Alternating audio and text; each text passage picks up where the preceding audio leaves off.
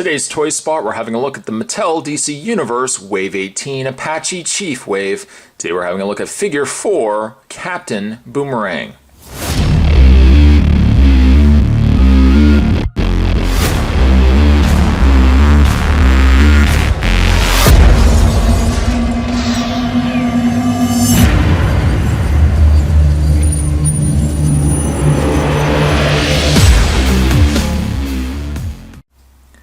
Captain Boomerang, features the head and lower underoos of Apache Chief and comes to us in the much larger style packaging, which is now a common trend with the later released DC Universe figures.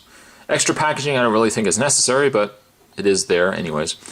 Warnings: choking hazard, small parts not for children under 3 years of age, as indicated down at the side there. And this is also for an adult collector, however you want to take that as an adult collector. I guess maybe due to the fact that the cost, it's a relatively more expensive figure. There's the figure that you can build down below, Apache Chief, the collect and connect figure for Wave 18. The other figures that you can get are Black Vulcan, El Dorado, Toyman, Captain Boomerang, Samurai, and Bronze Tiger. You need all 6, and apparently there are no variants in this particular wave. The read-up, as for Captain Boomerang, the read-up says, Digger Harkness was a poor Australian boy skilled in throwing a boomerang. When he tried to make a living demonstrating his skills, he was laughed at by audiences. Resentful and desperate, he turned to crime, calling himself Captain Boomerang. He became an arch-enemy of the Flash and joined the supervillain groups the Rogues and Suicide Squad. One taste of his razor-edged or exploding boomerangs and no one is laughing anymore.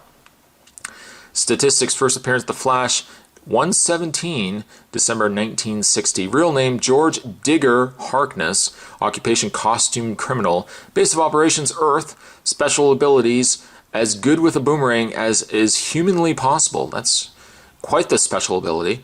Has deadly trick boomerangs, electrified, poison-edged, etc. etc.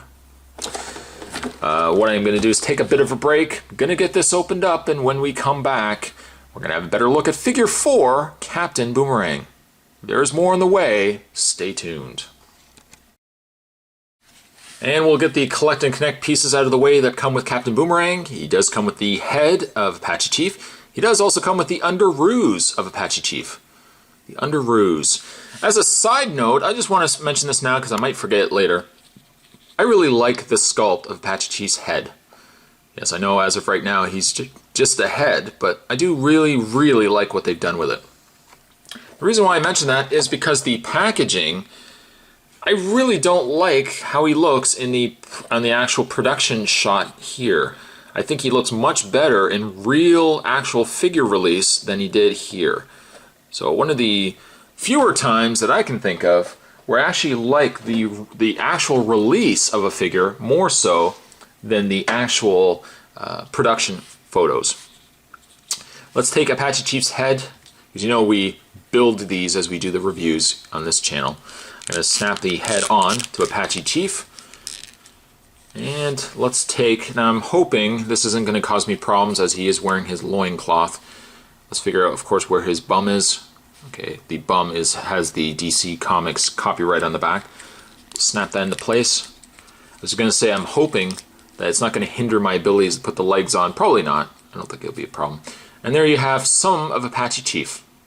Some. We're missing the arms and we're missing the legs, but so far, so good. We haven't managed to screw up anything just yet. Moving that aside, let's have a look at Captain Boomerang. I really like this figure. I mean, it has one thing that I probably is an irrelevant point, but I think my biggest issue with the Captain Boomerang is it's not almost what I picture as Captain Boomerang should be looking like. I mean, with me growing up with reading comics when I was a little wee lad and following the Justice League Unlimited cartoon, which I think a lot of people take as canon for a lot of designs for characters. The very same idea that I think of with Brainiac being the robot design from that show and the animated series of Superman, versus the green-skinned alien that he was in comics. I kind of feel the same way with Captain Boomerang. Captain Boomerang, I have a tough time looking at the toque, the jacket as it is and everything else, and not think, geez, yeah, I kind of wish he looked a little more like he did in the Justice League Unlimited cartoon, where he had more of that kind of cap and he was wearing more blue. I just have to kind of, wipe away my old man eyes and look at it in a new perspective, that I have to realize that, with the times, a lot of these characters do change. Even characters such as Joker, really now, as iconic as Joker has always been, really drastically different than what he used to look. And I really have to stop looking at it, because ultimately I'm going to sound like my dad. My dad was always like, oh, when I was younger, and that's ultimately what I'm doing myself. Anyways, Captain Boomerang, as you can see, is sporting a trench coat. I also have one real substantial problem, I guess bigger than what I felt his design should look.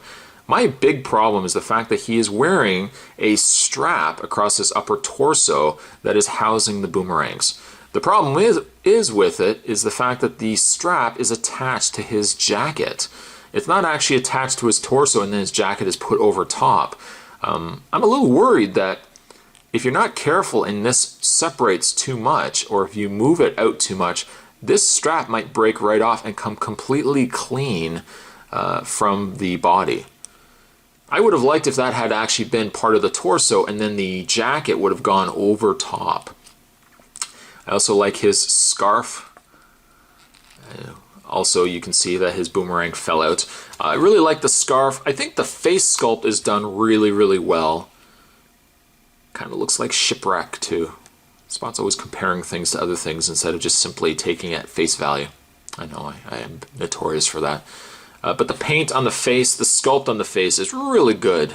I mean, that's a far, far superior face to some of the other faces we've got in a human face. Because I know sometimes with the faces on these these DC Universe figures, sometimes the faces look so generic and just so void of character and personality. Whereas you have somebody like this guy, he definitely has an arrogance to him, that real cocky smirk. He knows that he's good at what he does. And I think the paint also just does a really good job of accenting that. Aside from that, he is just basically like a bluish gray in the jacket, and then he's got black and silver highlights in the rest of his legs. The one thing that he did come with is his boomerang. It's made of soft rubber, and the way that they do it, you could probably likely put it in either of his hands. Now, if you put it in his hand as is, you kind of have to have it sitting with the point or with the edge, out towards the fingers. Because if you have it turned the other way, it sits really, really loose. So I find if you turn it, it's not going to go anywhere, and you can kind of get a really cool pose of him ready to throw it. I think that's really, really neat. I also like the fact that his jacket just doesn't drop. It kind of blows off to the side. It looks like he is in a dynamic pose, or he's about to throw his boomerang at Flash. He also utilizes a much skinnier body mold, which is a welcome treat as well. Anytime we can get a body mold that just doesn't fall under the same DC Universe standard body is win with me. And I love that comparison. I love how you can get a skinny body mold and a much larger body next to it. And it really complements each other when you have them on the shelf. In the way of his articulation, Captain Boomerang has standard articulated head, a ball-jointed head, ball-jointed shoulders, rotation in the bicep, which is sadly a little loose on this figure, but he does luckily have a double-pinned, double-jointed shoulder, a double-pinned elbow. He has a rotation in the wrists. He has upper torso bend, which again is slightly limited by the fact that his strap is kind of in the way and his jacket, of course, is attached to that. He's got the swivel in the waist. His legs go forward, back, out. Surprisingly enough, he bends 2 points in the knee as well, and I'm trying to think of what body he's utilizing or if Captain Boomerang is using his very own body sculpt, at least in the legs as well. Overall, I'm really happy with this figure. I'm always from the school that if you can get more rogues for a character, all the better. We've already gotten Mirror Master before as part of the Signature Collection, which I've already reviewed. So I'm very happy to have added another figure into the mix. We got Captain Boomerang, and of course we had Captain Cold before. Definitely more rogues are always a welcome treat. Captain Boomerang, I'm going to give him an 8.5. He's a very cool figure, and if the only thing I could criticize, I wish this had not been connected. But aside from that, he's a figure I think you really need to pick up if you are collecting Flash and Flash-inspired characters. Today's Toy Spot, we're having a look at the DC Universe Wave 18, Captain Boomerang, and certainly more DC Universe Wave 18 are heading your way in the next couple of reviews. Thanks for watching, guys. See you next time.